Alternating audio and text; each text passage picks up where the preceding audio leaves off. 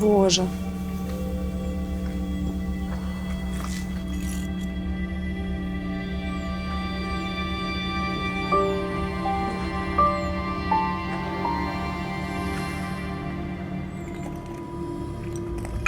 Це що, ракета?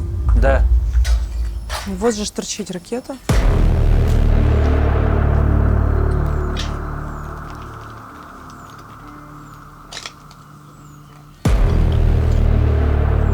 Фіга собі. Так, давай не будемо її рухати. Боже, це просто якась жесть. Господи. І двері не працюють. Вона просто зараз виглядає як решето, як друшляк. Це типу від вікна чи що це таке? Та бач, сюди вікна повилітали, дивись.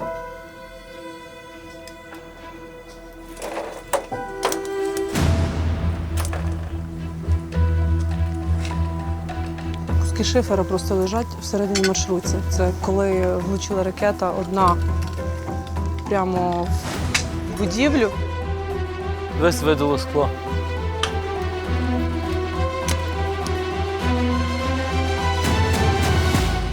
Я навіть собі не можу уявити, наскільки, з якою силою це все летить, це все стріляє, вибухає. І якщо поруч стоїть людина, дитина, воно просто знищує все. В ракетах оці шарики такі маленькі стоять, які розлітаються і знищують все живе і неживе. Я не знала, що в ракетах є шарики, що взагалі ракети можна пускати по людям, по всьому. Це було наше шоу. Ми розвивали внутрішній туризм нашої країни, ми возили людей, ця маршрутка була набита людьми, героями. В Маріуполі, в Запорізькій області. По піску нею їздили в Олешківських пісках. І що тепер робити?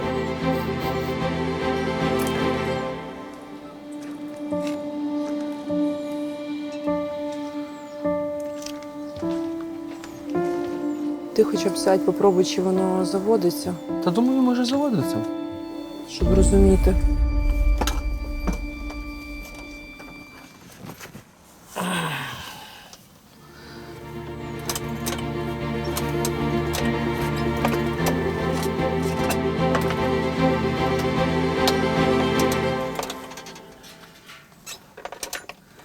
Ні, Лесонь, Взагалі не заводиться? взагалі. Бач, включаю запалення, навіть прибори не працюють. Лесь, якщо вона не заводиться, це не означає, що вона не поїде. Зробимо. Я ж не таке робив. Ти хочеш знати, де я, куди дорога веде? Я в Зараза, Україні своїй, просто скло скрізь. посеред піввагона. сильних людей. Це все уламки. Я мчу туди, де в полі вітер є, де мрія нам Богданич, диви! надію шле. О, вцілів. Мене називають Богдан Богданович. Я водій маршрутки. Цього року в наш дім прийшла велика війна. Дісталося маршрутці, але ми з пасажиркою поміняли вікна, заклеїли пробоїни і відправились в нову поїздку по країні, яка не здається і крок за кроком виборює свою перемогу. Ще трошки треба позаклеювати.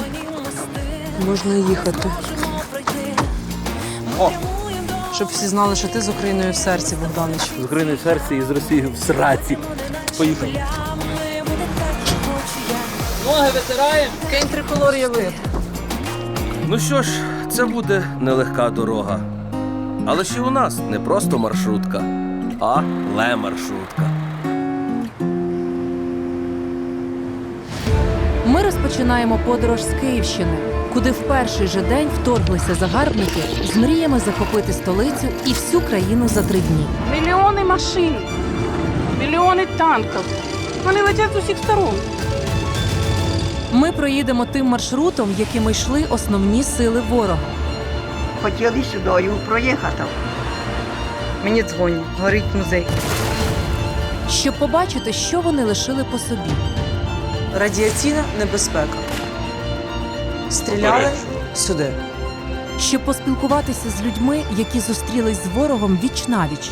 У Шивину подивилася, ідуть воєнні. А вони як мурахи сунуть. Підійшов до мене, з ким розговорюєш. Щоб зрозуміти, чому ворогам не вдалося взяти Київ за 3 дні. Якщо ворог прориває оборону саме на цій ділянці, ми змушені будемо розпочати бойові дії безпосередньо вже в Києві. Та чому їм ніколи не перемогти нашу націю? У меня достаточно знаний сделать так, что вы будете здесь медленно и уверенно умирать. –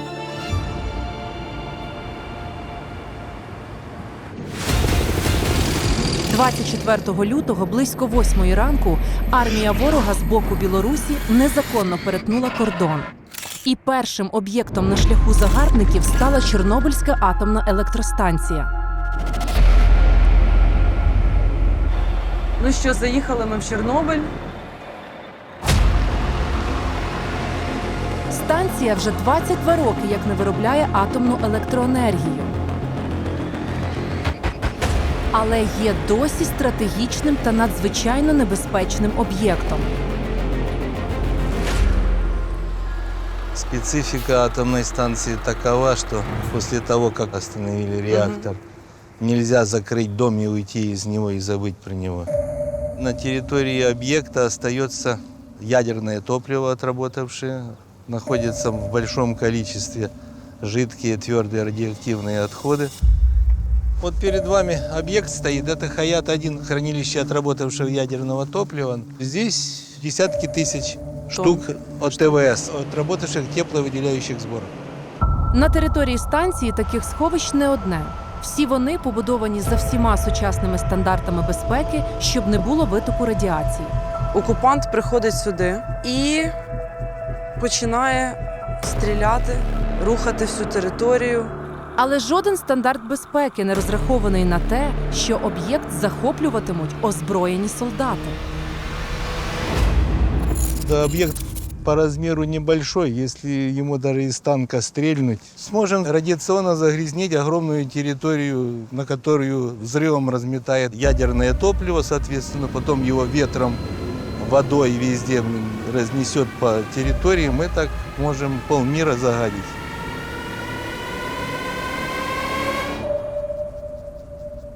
Начальники зміни Володимир Фальшовник та Валентин Гейко і команда зі 100 енергетиків, науковців і лаборантів – саме ті люди, які опинились в заручниках у окупантів, але продовжували роботу і не допустили ядерну катастрофу. Состояние нашего персонала, который вместо 12-часовой рабочей смены здесь на месяц остался, их меньше всего интересовало. В разговорах было сказано, что а мы, собственно, вас не держим, вы можете идти куда хотите, но вот далеко ли вы дойдете? Ви були тут на роботі, коли почалась повномасштабна війна і зайшли сюди окупанти? Как получилось, что моя смена уехала тогда? 23-го мы приехали, а 24-го, где-то с 4 утра уже мне начали звонить, что там слышно, там чутно. Танк стоял, тут вот БМП, там БТР. С этого БТРа выскочило их там человек 8 спецназовцев, они тут разбежались, стволы свои направили. А такое оно было тут, когда никого не найдешь, и тем, кому нужно принимать решение, никого не было. И вот тут вот сидел и сам принимал решение, как оно надо было. Первый вопрос полковника был ко мне: выдай нам, кто у тебя правый сектор и бандеровцы. Я говорю, а как вы определяете, кто к кому относится? Ну, они так друг на друга посмотрели, заулыбались. Я говорю, ну раз у вас нету критерия выбора, говорю, да, давайте начинайте с меня. Ну, они, ну что ты там, и так вот на этом все закончилось. Этим рашистам говорю, у меня достаточно знаний и умений, и сил сделать так, что вы будете здесь медленно и уверенно умирать. Те, кто понимает в этом деле, они понимают. Они все поначалу думали, что за 2 дня все закончится. Они привезли с собой тут парадную форму. Зашли 2 полковника ихних И они сказали следующее. Вашего украинского здесь больше ничего нет. Як вони поводилися з вами? Они грабили склады, практически кабинеты все взломали, все двери выломали по-живому, выворачивали. Мародьоркою займалися. Да, А що да. крали? И компьютеры, и чайники, и электрообогреватели, которые у нас там есть, калориферы, кондиционеры, ну то есть все. Пане Володимире, ви Все, вибачте, що я так уточнюю. Мені просто це знаєте, це ж класика. Чайник, електрочайник, коли забирали, оцей низ лишали. Бывало такое всякое, да. Вот. И Це они просто очень тщательно, хотілося да. уточнити. Очень, наскільки- очень пользовался спросом, у них раскладушки. Окрім самої електростанції, в Чорнобильській зоні відчуження окупанти зайняли й інші важливі радіологічні об'єкти. Заходьте. Доброго дня. Чим ви тут займаєтесь в зоні відчуження? Я працюю в відділі забезпечення відвідування до зони відчуження. А простіше кажучи, гід по Чорнобилю. Але якщо раніше вона показувала спустошену Прип'ять, сумнозвісне оглядове колесо, покинуті готелі, то зараз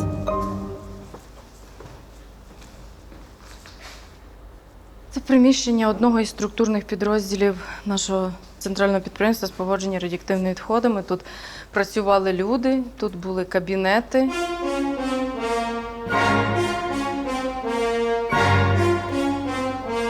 Ну, це обличчя а-ля Другої армії.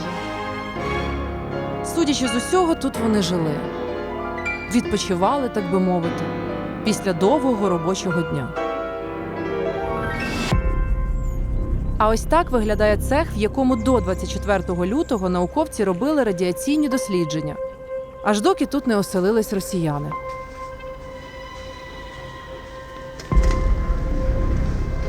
Цех радіаційного дозиметричного контролю тепер виглядає так. Ліквідація, наслідки аварії. Всі сейфи вскриті, все вкрадено, прилади, документація. Це просто жесть. Тут в окупантів був штаб, в якому вони наради проводили. Можливо, навіть стратегії якісь будували. Ці пляшки – це точно не наші. Появились після того, як прийшли сюди окупанти. А подивіться тільки, що вони зробили з унікальною лабораторією. Ого! Такої не було ніде більше. Унікальне обладнання, якого на теренах України більше немає. В цінах 2015 року вона вартувала 6,5 мільйонів євро. Тепер тут тільки якісь поламані рештки і пліснява на стінах. Тут знаходились зразкові розчини, які використовувались при вимірюванні. Частина цих розчинів зникла, чи їх викрали, чи викинули. Може, вони їх пили? Ні, це не ті рідини, які пить можна. Ну, а їм же ж все одно, вони ж не розбираються. Вони... О, водичка! Да. Давай вип'ємо. О, гарненька, какая вона жидкость. різних кольорів була. О, там, так точно випили. Ось вони пошкодили комп'ютери, вийняли звідси жорсткі диски. Це мародерство. Мідну проволоку, проводку кругом вирвано. Для чого? Для того, щоб Здати на метал? здати на метал. Це на голову не налазить. Збагатитись на Це 1500 рублей. Який у вас там зараз курс? Ще є рубль взагалі? Може, вони хотіли зробити зуби, ми ж не знаємо. Мідні. Як думаєте, чому вони вдерлись саме в цю лабораторію? Через російські СМІ була подана інформація, що в лабораторії в Чорнобилі оцій виготовляється брудна ядерна бомба. Ви бачите, що ніякої тут бомби не могло, ні технологічно, ні практично ядерних матеріалів у нас немає. Останній збагачений уран, який мог бути використаний для виготовлення ядерної зброї, був переданий в Російську Федерацію за часів пана чи не пана Януковича. Все. От стоїть вся техніка лабораторії в місті Чорнобиль, де екологічні дослідження проводились постійно. Вона повністю спустошена. З неї повитягували все. Якщо не мені, то нехай нікому. Ага. Просто ходили і ножами били. Нищили, чи прикладами, чи ножами. От оцей же ж знак – радіаційна небезпека. Стріляли Попереджував, прямо сюди. Це попередження для всіх людей, що сюди може заходити тільки фахівець. Ну от же ж, радіаційна небезпека, значить, треба стріляти. Бо ж радіаційна небезпека. Це вони оставили графіті. По чомусь їм не сподобався їхній земляк Чехов, один, кого вони скинули зі стіни. Після себе вони в кабінетах, тут, в лабораторії, залишили фекалії. На столи столові, в яких персонал приймає їжу, там були отакі кучі. Наче в якомусь фантастичному фільмі, коли в наукових лабораторіях з пробірки виростає чудовисько, монстр, і все крушить на своєму шляху. Просто в голові не вкладається, що це після себе лишили наче ж люди. Ну, принаймні, на двох ногах же ж ходять. Отака ж сама картина в голові в кожного росіянина, в кожного російського солдата. Оце їх душа, оцей мрак, я вибачаюсь, я виходжу.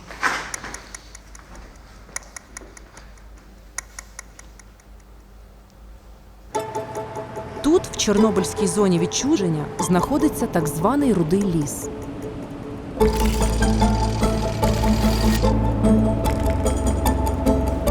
Після катастрофи у 86-му році перша пляма радіації випала саме там, зробивши ліс одним з найнебезпечніших місць на планеті. У нас в маршрутці з'явився вже дозиметрист. І ми будемо перевіряти радіацію. Яка нормальна цифра для того, щоб людині ходити безпечно, дихати і не взяти на себе якусь дозу радіації? 12 мікрозівертів в годину. Отже, 12 мікрозівертів з допустимою нормою до 30. Цікаво тепер поміряти радіаційний фон у Рудому лісі. Ну це вже Рудий ліс? Так. Рудий ліс. Так.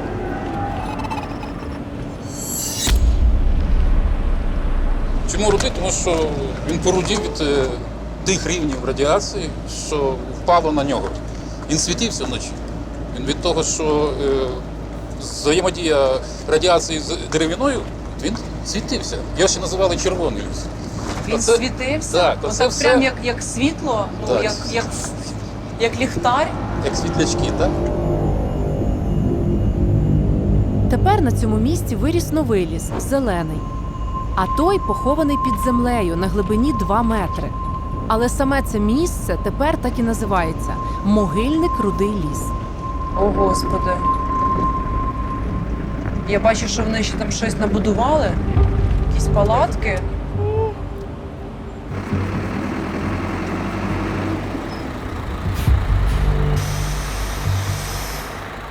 Ні-ні-ні. Ні-ні-ні, я тут постою.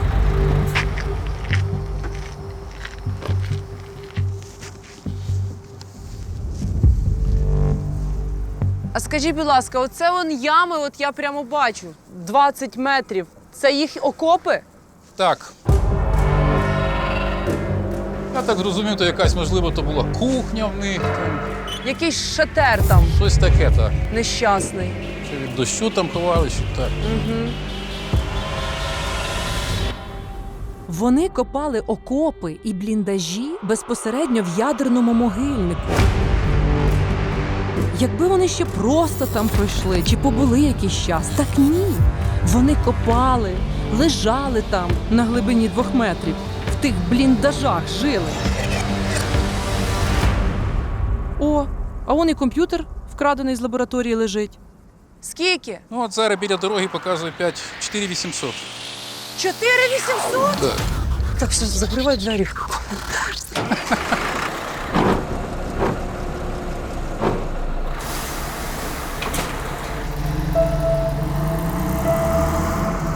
Перевищення по беті десь разів 200. Які наслідки перебування в рудому лісі? От, скажімо так, людина вирила окоп. Наслідки однозначно будуть недобрі. Головна така хвороба це є променева хвороба. Виходить, що там, де на табличці написано «Рудий ліс», можна такими маленькими буквами дописати «Отримав орден Добро пожаловать. за заслуги». Ну.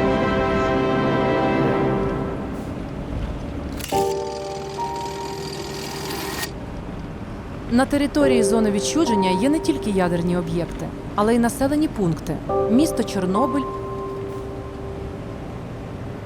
і села, які теж потрапили під окупацію.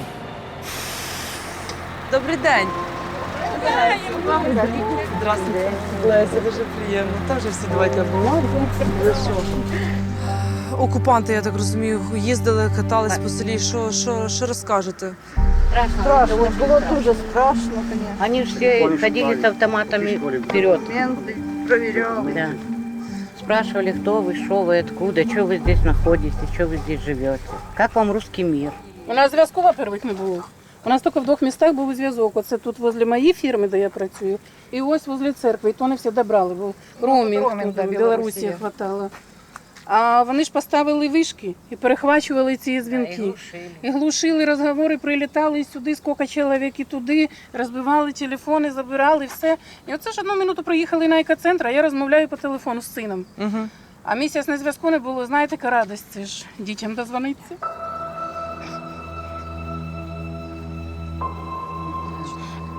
Представте, як кожна мати, як це думали, як це переживали. Ну, правда, він підійшов до мене, з ким розговорюєш. Я кажу, з сином. Я йому показую телефон, синок. Я кажу, сюди телефон, я кажу, я не віддам, стріляй, я не віддам телефон. Це одна радість, яка залишилась у житті. Ні, ми вам принесли радість, ми вам принесли освобождення. По воду ходить надо было, повязку белую одевать.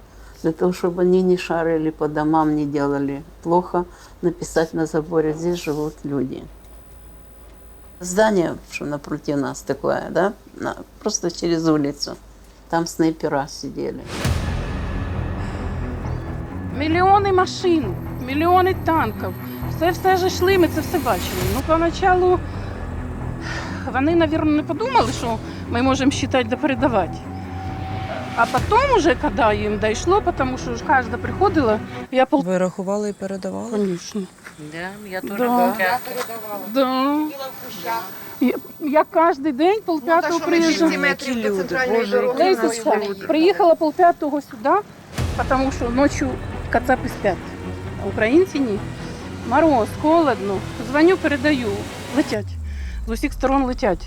І це благодаря монашкам в нас рая в церкві є. А рая кожного дня утром приходила, робила обход і молилась, утрення молитва. І вона 3 рази вже обходить возле церкви, і тут летять вони. Я включаю А вони телефон. зразу телефон вичисляють, вони їм хто дзвонить, так? Конечно. Передається, вони летять з усіх сторон. Тому що в парку там зв'язь була і тут. І він же до мене, де телефон, а я телефон викинула. Потрогав, поцапав, кажу, який телефон? У нас зв'язку немає, який телефон не може бути, який телефон? Хто-то отсюда дзвонив. Кажу, ні. Ну я быстренько до раю, і з раю там молюсь на коленях, все ж. А хто дзвонив? Кажу, мужчина на велосипеді поїхав. Вони на машину і за їм. Очень удивлялись, что как так в Украине, так богато мы живем, что по 2 туалета, заборы вокруг, везде, да, и вообще, как дикари какие-то, я не знаю. Смотри, какие у них дороги. Смотри, у них асфальт. Смотри, у них заборы есть. Смотри, машины стоят в каждом дворе. То вообще, що Це в кожному дворі вообще. машини стоять, да. Вони удивлялись. У нас от корова, да, ми держимо корову.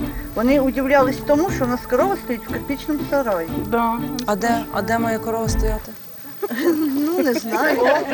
Коротше, вже коли вони ушли, піднімаюсь на второй етаж, а в нас там ДЕВС був кабінет, директор сидів, все повикидали, столи по кругу стоять, посередині стоїть телевізор, і порнокасетна, я знаю, скільки там, багато штук, і ігрушечки різні там валялись. Дозвольте задати таке питання.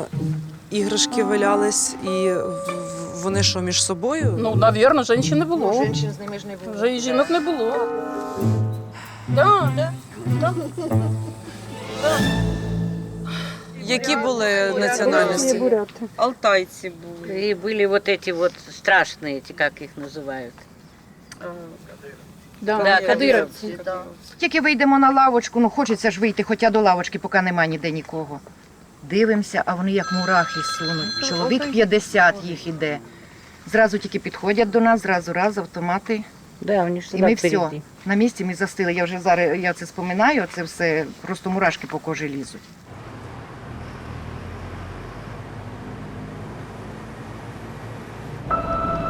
Окупанти рухались далі.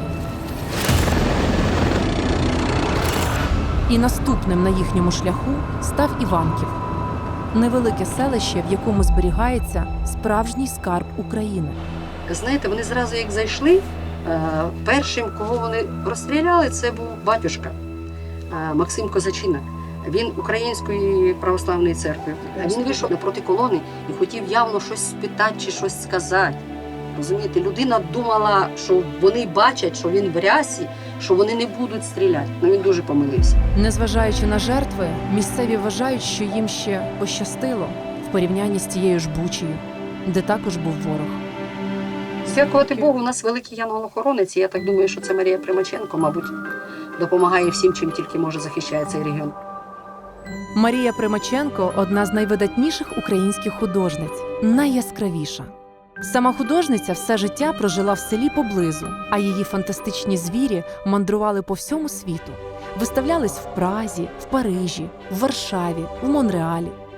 А які вона придумувала назви для своїх картин, ви тільки послухайте. «Український баран жита не убрав», «Кукурузний кінь у космосі», а це «Дикий горботрус». А ось атомна війна, будь проклята вона. Марія Примаченко за своє життя написала понад 1000 картин, і 14 з них були тут, в Іванкові.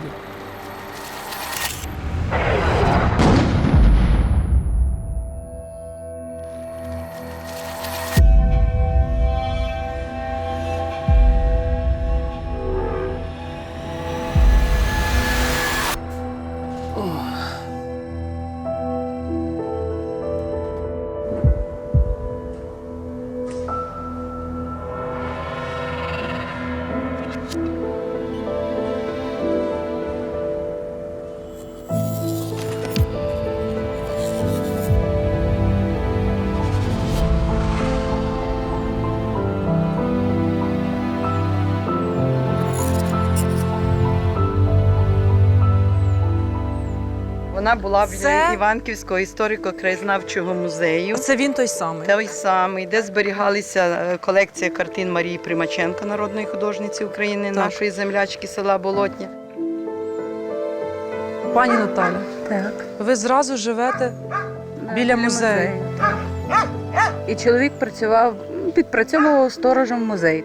А 25 числа зранку почався бій. У нас уже танки російські йшли по окружній дорозі, а на мосту йшли великі бої. Почався обстріл. Ми пішли в хаті, пішли в підвальне приміщення. Ми всі сиділи у погрібах, тому що летіли осколки, а коли трохи стихло, мені дзвонять. Каже, Надія Костянтинівна, горить музей. Кажу, як горить музей? Племінник, я кажу, давай будемо Артем бігти. Чоловік, куди ви побіжите? Їздять ще ж ці кулеметники на броні. Я кажу, я побіжу. Уже над основним залом, там, над великим залом, уже палало, дуже палало. Туди хлопці навіть не могли зайти. І вирвали ось у цьому першому вікні, вирвали град. Потім хлопці залізли всередину, залізли 3 чоловіки. Ребята, дивіться, що по стінах робиться.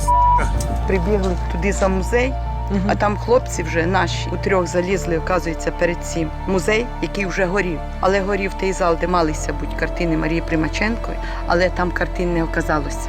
Картини були в іншому залі. І їм було легко спасати ті картини. Виявляється, що мудрі та сміливі жінки в день початку війни зняли всі картини та склали в одному місці. І отак прямо через вікно чоловіки залізали всередину, передавали, а ви? Всередині, а тут були ще чоловіки, і ми носили до нас у двір. Ми не тільки ж картини зберегли ще там і українські рушники, тобто те, що можна було. Винесли ми 20%, а в залі великому згоріло дуже багато чого. Ви винесли тільки 20%? 20% винесли. Тут гарно все було. Господи. Знаєте, я плакала, і я не могла на це все дивитися, звісно, тому що вкладено скільки труда, скільки всього. Люди ризикували своїм життям. Так, люди ризикували своїм життям.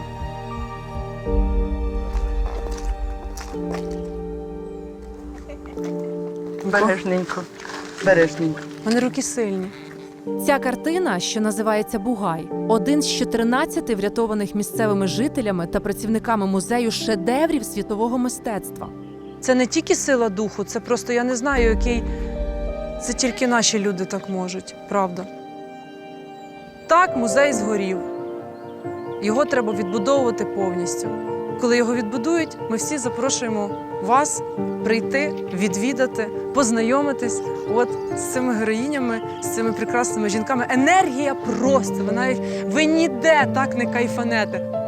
Так все, ховайте, щоб ніхто не знав. Давайте музейному зберігачу, головному. З Богом, з Богом. До наступних зустрічей.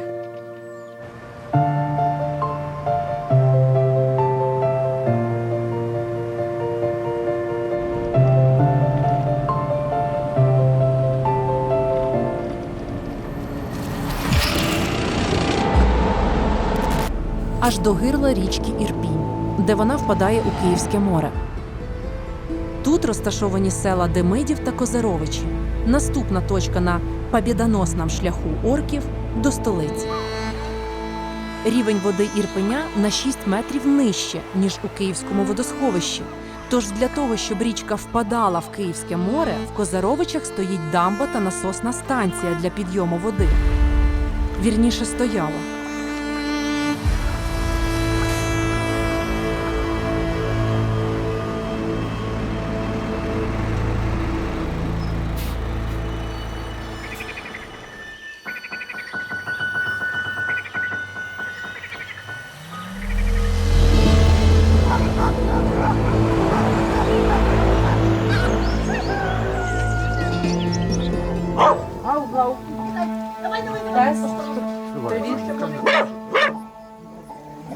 Так воно ж своїх не чіпає. Ой, це така бреднюка. А як окупанти прийшли, гавкав? Не гавкав, злякався, заховався і сидів, я не знаю, де він і був. Ну, це тепер мій жолудь такий.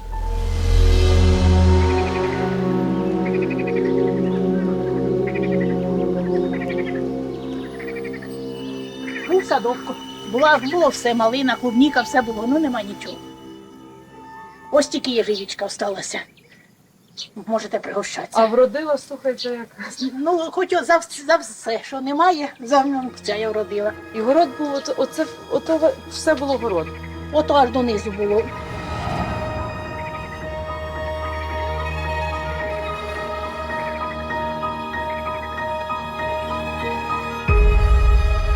Під час ведення бойових дій в даному районі дамба, яка сполучала Козаровичі і Лютівські сади, була зруйнована. Знайомтесь, один з наших захисників, який безпосередньо брав участь у битві за Київ. Але оскільки він спецпризначенець, назвати імені та показати обличчя ми не можемо. Тим самим рівень річки піднявся і унеможливив взагалі той факт, як форсування цієї річки противником. Як тільки дамбу було підірвано, хлинула величезна маса води з Київського моря, яка поступово затопила долину ріки. І там вода стояла. Отак там кури плавали, коротше, все плавали. Кури плавали? Да. Та ви що? Ну, а що робити? А тут на дворі була вода? Да, бачите, як мухом побралося. В кожені до тепер вода. В погрібі до тепер вода. Ну так, там погріб повністю затоплений. Затопило поля, городи, двори селян, вулиці. А евакуація населення у таких умовах стала екстремально важким завданням.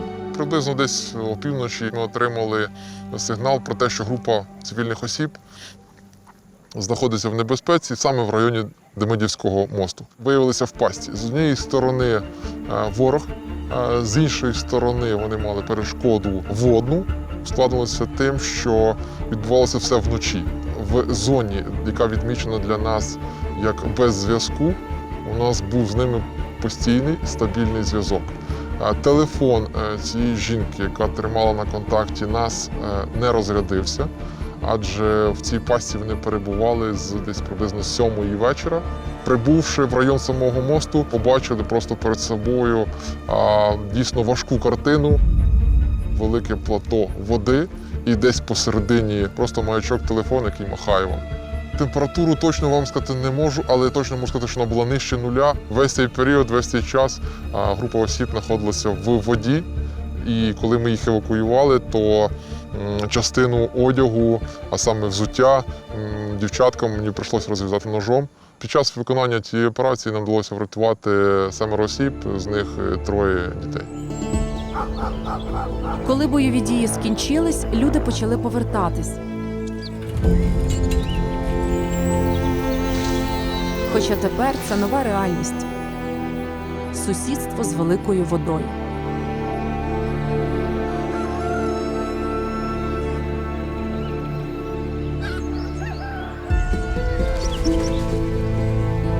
Це ви самі ці кладки робили? А хто ж мені робив? Сама доски поклала, треба ж виходити кудись. Воно ж тут грязь, вода. А по воду до колодця воно треба йти і все. Але ціною затопленого села вдалося зупинити ворога.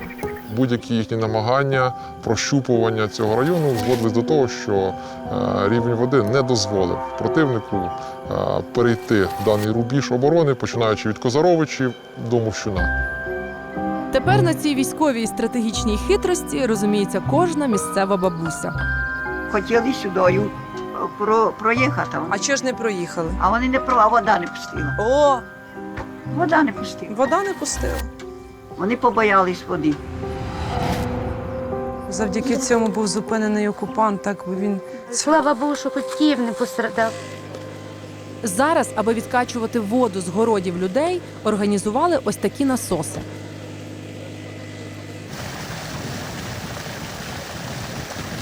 Це МЧС нам допомагає. Помпу дають, ми її забезпечуємо пальним.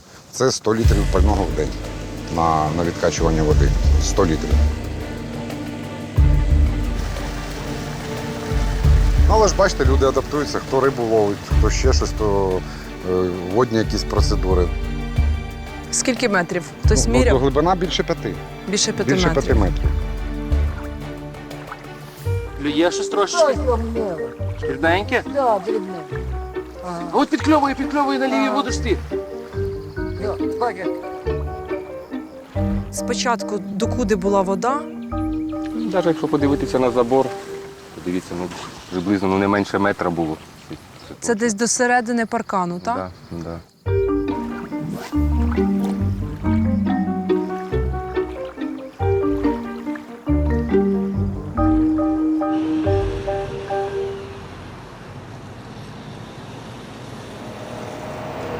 Впершись в розлиту річку, загарбники рушили далі.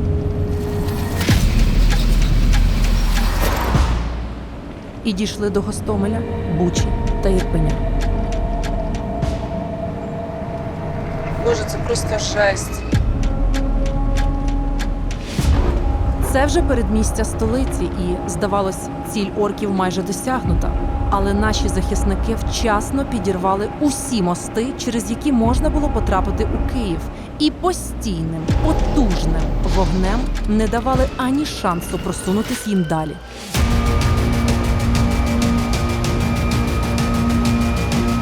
За Бучу, за Ірпінь і за Гостомель! Слава Україні!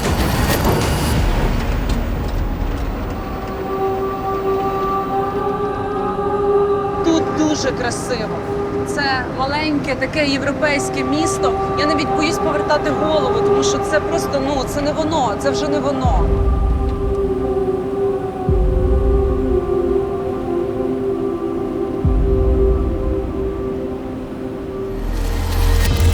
Орків загнали в кут. І їм не лишилось нічого, окрім як зайняти міста-герої Бучу, Ірпінь та Гостомель. Та чинити там усі ті звірства, про які знає тепер увесь світ.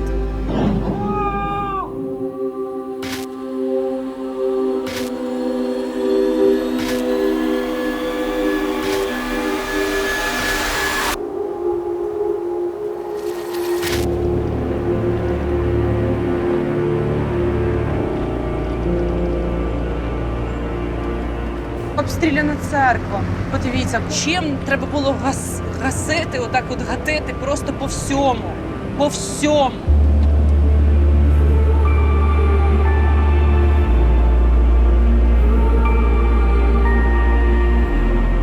Боже, воно просто все не закінчується. Я не знаю,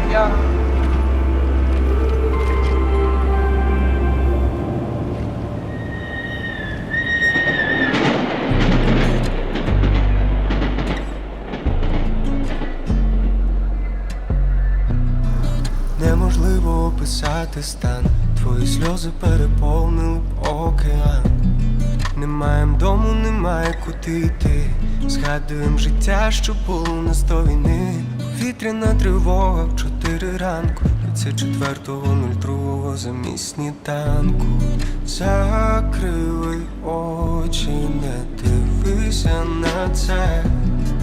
Темніше ночі ще не бачив ніде. але потрібно трошки часу. Цей час точно не допоможе забути, пробачити ніколи. Просто, мені здається, трошки часу і все відбудується. Я впевнена. Чорного неба, нікого досі не кохав, як тебе.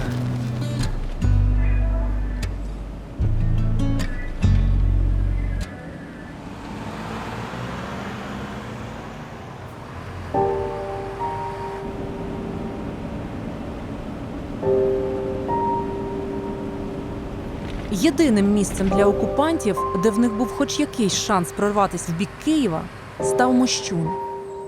Невелике село, яке зупинило ворога. А яким було село? Красиво, Тут було дуже класно, але і зараз класно, але тоді було краще.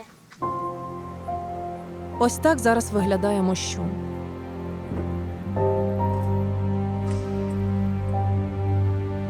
Майже жодного вцілілого будинку.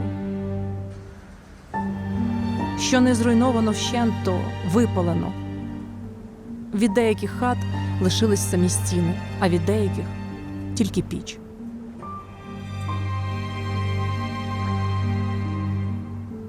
Добрий день, дівчата. Добрий день. Здрасте. Леся, дуже приємно. Це ваш будинок? Наш будинок. Там якраз була наша спальня кімната, там дитяче ліжечко стояло.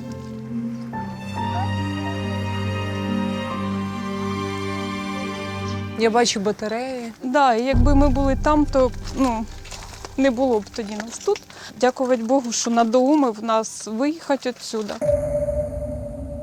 25-го числа вже ми не могли спокійно передвигатися, вже під заборами якось так. Зв'язку не було взагалі. В перші дні були ворожі вертольоти, літали 8 штук за раз летіло на Гостомель. Вертольот летить сюди. Я пам'ятаю, коли сидів в підвалі, вийшов на вулицю перший раз і чую вистріл за вистрілом. В Гостомелі били за аеропорт. Потім пропало світло, теж не було зв'язку. Ми тільки могли там десь зібратися, чуть-чуть швидко зарядити телефони під генератором і порозбігалися знов. Води набрали і порозбігалися. Комусь у двір бомба прилетіла. Комусь іще кудись. По будинках, так? Гепало там, свист оцей, не розумієш, де воно зараз приземлиться. Потім почали горіти будинки.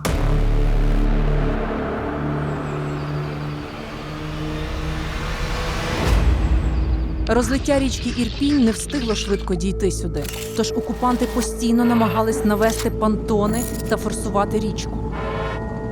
Це був крайній їхній варіант проходу на Київ. Намагався ворог по-різному форсувати цю річку з використанням техніки, потім в піших порядках і човни застосовували.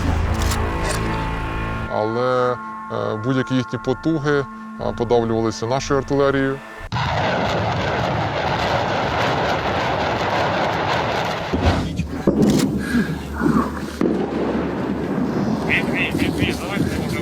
Добрий вечір, ми з України.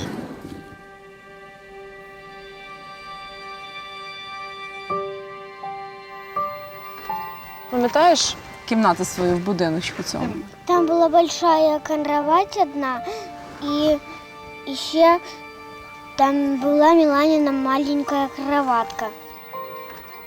Там моя коровка с пятнышками были, и она потом бомба упала и разбомбили всю комнату. Це тут була ваша хата? Да. Хата була дерев'яна і вся згоріла. Чим вони її били? Якими Вас вони... в той момент не було? Ні. Ви десь виїхали? Так. Да. Де була спальня? От там спальня була, то мене така, я її так на тій кроваті любила, така вона дарма, що вона була нікелірована. Мені так було на неї хорошо в спальні. Погріб остався, всередині все згоріло. Тому що як був мотоцикл, їздили колись. Все, що було, все згоріло. Мотоцикл з коляскою був? Так. Це літня кухня була, гараж тут був, вишня була, виноград був, там бесідка була красива в нас. Ой, квіти росли, а це що вижило, що не згоріло. Запеклі бої тут тривали увесь час. Частина цього населеного пункту постійно переходила то під контроль українських сил, то під контроль Російської Федерації, адже всі розуміли, що в цьому населеному пункті, на жаль, напевно, може закінчитися оборона Києва. Адже якщо ворог прориває оборону саме на цій ділянці, то ми змушені будемо розпочати бойові дії безпосередньо вже в Києві. Ворог не полишав надії прорватися саме тут, у Мощуні. Обстрілював село усім, чим можливо. Артилерією, мінометами, градами, ураганами, авіацією. І ще Бог знає, що в них там було. Як стріляли з зенітки, так більше всього, що з зенітки. Ви вже і в зброї розбираєтесь? І з автоматів, то тріскотня, вроді, наче як ото таке, як ото дитячі ігрушки. Сильний, но глухий. Видно, стріляли з танків. Я приоткриваю двері, отакий от ширини огонь, отакий вишини, і дивлюся, оця криша, оця криша вже приподнята отак. Я як завречу, Господи, спаси, матір Божа, заступи, Микола Вогніко-Джини. І воно так потихеньку, так двері оці трохи викрутило. Часи стали. Телефон став, світу нема, газу нема. Що робити? Що робити? Сижу в городі, в щілину подивилася, йдуть воєнні. Ну, наші це були? Ну, звісно, наші. Це б я мордяку виставляла проти тих. Ідуть хлопці. Виходжу, кажу, хлопці, скільки часу? Яке число? Це було 24 березня. Це я запомнила як очі наш. Почекайте. Так ось ми по хатам заходили до людей, казали, що 6-9 березня все село майже виїхало. А ви що, тут лишились? Так я нікуди не виїжджала. Я нікуди не виїжджала. Я через місяць узнала, що я одна в селі. Багато жителів Мощуна повернулись, як тільки окупантів остаточно відкинули з Київської області. Бо тут їх дім.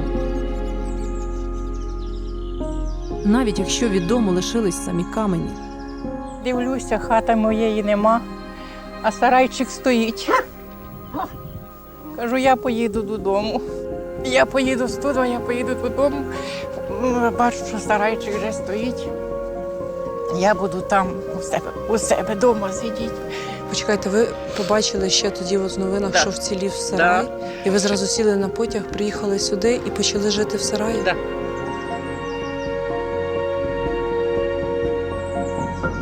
А що це таке? А це нам доміка дали. Це ж модульний домік. А, це Я вам поставили покажу. модульний Ну, будиночок? так, в мене син загинув, і хлопці, тут ще один хлопець загинув. З моїм сином у місті були в теробороні. І парень там з ними теж був в теробороні, і він це нам доміки такі. Так. Оце така мебліровка модульного доміка. Такий він невеличкий, 5 але на 2. тут є 2 ліжка, Да. столик, полички, така Да. шафа, холодильник. Раковина, там душова кабіна. Тимчасово дають такі будинки? Тимчасово, ну може жити і рік, і 5, і 7. Поки не побудуєш Да, свій, так? да. Все безплатно. У мене весь альбом згорів, у мене все згоріло в хаті, що. Оце старший, це молодший. Оце старший. Оце старший, Це оце молодший. На згадку про молодшого сина, який загинув від рук окупантів, у жінки лишилось всього 3 фотографії. Одна з яких – це просто ксерокс паспорта. Це з паспорт. Що в мене залишилося?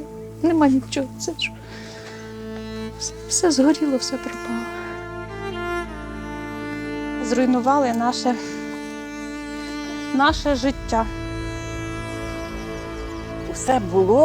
Все було, і на старость нічого не осталось.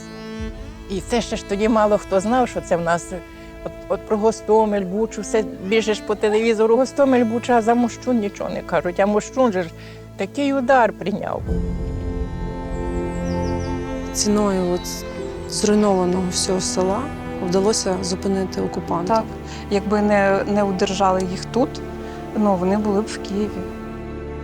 Це маленьке село, яке стало їм на перешкоді. Багато хто каже, що Мощун – це щит для Києва. Так і є. Да.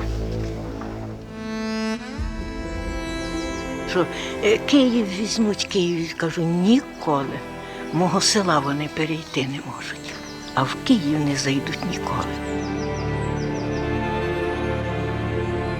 Ви звідки така красива вийшла? Ви що, з Мощуна також? Я, да. А ваша хата стоїть? Пострадала, але стоїть. Стоїть, так? Угу. Яка ви красива, стильна. Леся вийшла. Це ви перша леді Мощуна? Та як ні? Та так. По-моєму, останнє. А низько покрутіться. Ой-ой-ой, я впаду, бо в мене все. Я вас буду тримати. Я вас буду тримати. Мені 83 роки. А мені, я вам не скажу, бо в мене мікрофон. Всі взнали. Не кажіть, не треба. Сьогодні вже до мирного Мощуна приходять у пошуках їжі дикі кабани з лісу. Після війни вони почали приходити до села і ми їх... Серйозно? Да. Просто з лісу виходять і пасуться тут? Да. І що просять у людей, люди трошки виносять їм, щоб вони під'їли, так? Да.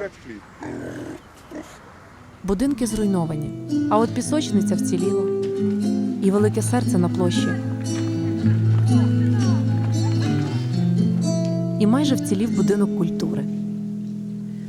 А хоч вишні як цвітуть, білі наче сніг, а роки ідуть, не вернути їх. Не страшно було вам? А чого? Ну, ви мене зараз прямо в такому, от я навіть вже не знаю, А що чого спитати. бояться? Смерті бояться. Хай вона нас боїться. А ми повинні показати себе, що ми українці, що ми можемо за себе відстояти. На долині стежкою. Ідіть, я вам хочу ще показати он ту яблуньку під пожаром, під таким вогнем збереглася. Я не знаю, як так може бути взагалі. Да? Половина яблуні згоріло, половина ціла. Вона ще зацвіла, скільки яблук там. Ну, це взагалі Це дуже гарний знак. Да, я ж теж кажу, це як про наш народ. Да? Не можна не спалити, не знищити нічого, воно піднімається, росте собі. Якщо така краса пережила війну, то це значить що? Будемо жити. Ми бачили просто цивільних людей, які з особистою зброєю, з мисливською зброєю давали відсіч ворогу, намагалися групуватися в якісь підрозділи і зустрічати ворога на будь-якій лінії, де можна його зустріти. Саме це зупинило ворога. Самовідданість населення, самовідданість Збройних сил України, рельєфні, позиційні моменти. Саме тому загарбникам не вдалося взяти Київ. А у світовій історії воєн вперше відбувся жест доброї волі. Бо що? Бо цих людей не завоювати ніколи. Ясно? Російська Федерація недооцінила Україну.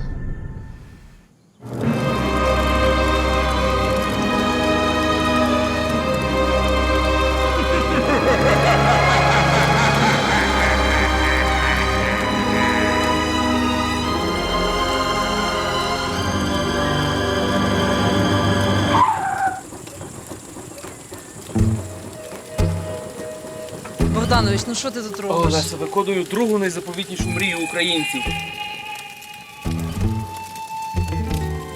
Клас. А перша яка? О! Українці так відчайдушно мріють про перемогу, що з'явився окремий вид творчості. По всій країні народ створює ось такий гранітний креатив. Ну тоді я підкидаю. А я ставлю смажити.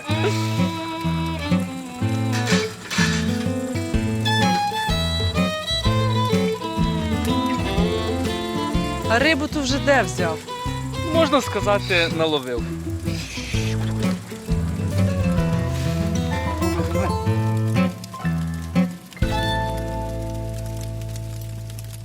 Мені подобається, як воно горить. Скажіть мені, що одягнете на похорони Путіна? Ну, у мене такого нічого страшного і немає. Що одягнете на похорони Путіна? Я буду співати і танцювати, дарма, що в мене ноги болять. Дівчата, що одягнете на похорони Путіна? А голий можна пойти, що він швидше здох? Я вже починаю роздіватися. Ми всі роздінемося, якщо він сьогодні здохне. Я надіну все лучше сразу. На похорони. Саме красивіше одягну. І зачіску ще дещо зроблю. Нічого б не пожаліла, навіть поїхала б купила собі саме брендове таке, тільки щоб він Богу душу віддав. Господи, прости мене, Боже. Слава Україні! Героям слава! Слава нації! Смерть ворогам! Україна! Понад усе! Путін!